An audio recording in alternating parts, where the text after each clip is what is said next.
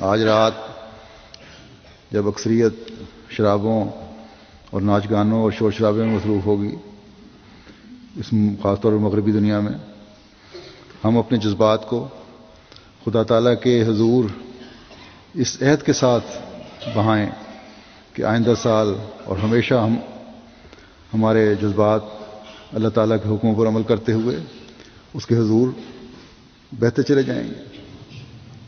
ہم اپنے ایمان میں ترقی کی کوشش کرنے والے ہوں گے، اپنی ہر حالت اور ہر عمل کو خدا تعالیٰ کے حکم کے مطابق ڈھالنے والے بنیں گے۔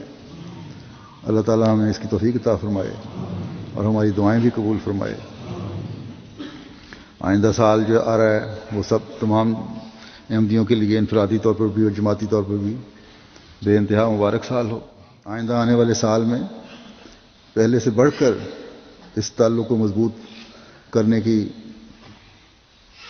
خدا تعالیٰ توفیق عطا فرمائے۔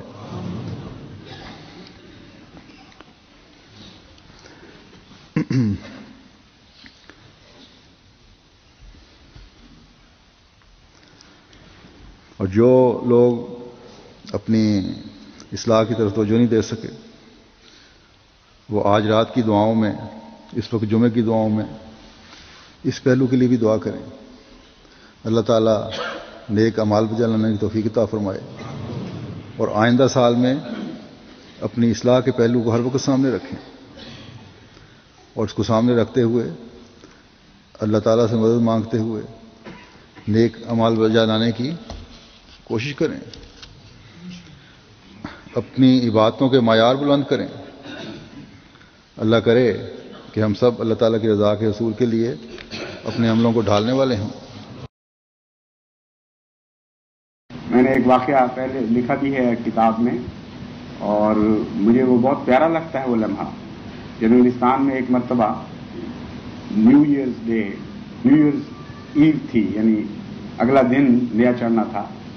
رات کے 12 بجے سارے لوگ ٹرافالگر اسکوائر میں اکٹھے ہوئے جو دنیا کی بے حیائیاں ہیں ان میں مصروف ہو جاتے ہیں ان دنوں میں، اور جب رات کے 12 بجتے ہیں تو سمجھتے ہیں کہ اب کوئی تہذیبی روک نہیں، کوئی مذہبی روک نہیں، ہر قسم کی آزادی ہے۔ اس وقت اتفاق سے وہ رات مجھے ہیوسٹن اسٹیشن پہ آئی تو مجھے خیال آیا جیسا کہ ہر احمدی کرتا ہے، کوئی اس میں میرا خاص الگ مقام نہیں تھا۔ اکثر احمدی اللہ کے فضل سے نیا دن اس طرح ہی شروع کرتے ہیں، نیا سال، کہ رات کے 12 بجے عبادت کرتے ہیں۔ تو مجھے موقع ملا، میں بھی وہاں کھڑے ہو کر اسٹیشن پر کاغذ اخبار تھے وہی بچھا کر وہاں 2 نفل پڑھنے لگا۔ کچھ دیر کے بعد مجھے یوں محسوس ہوا کہ کوئی شخص آ کے کھڑا ہو گیا ہے، اور پھر نماز ابھی ختم نہیں کی تھی تو مجھے سسکیوں کی آواز آئی۔ ایک شخص رو رہا تھا۔ نماز سے فارغ ہونے کے بعد میں نے دیکھا کہ ایک بوڑھا انگریز بچوں کی طرح بلک بلک کے رو رہا تھا۔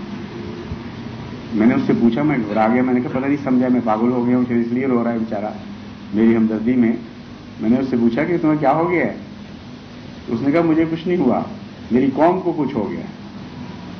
ساری قوم اس وقت نئے سال میں بے حیائی میں مصروف ہے اور ایک آدمی ایسا ہے جو اپنے رب کو یاد کر رہا ہے۔ اس چیز نے، اس موازنے نے مجھے اس قدر میرے دل پر اثر کیا کہ میں برداشت نہیں کر سکتا اور بار بار کہتا تھا God bless you, God bless you, God bless you, God bless you. تو حقیقت یہ ہے کہ اگر ساری دنیا مذاق بھی اڑائے تب بھی کوڑی کی پرواہ نہیں ہونی چاہیے کہ احمدی نوجوان کو، وہ آزاد مرد ہے، خدا کے سوا اس کی گردن کسی کے ہاتھ میں نہیں ہے۔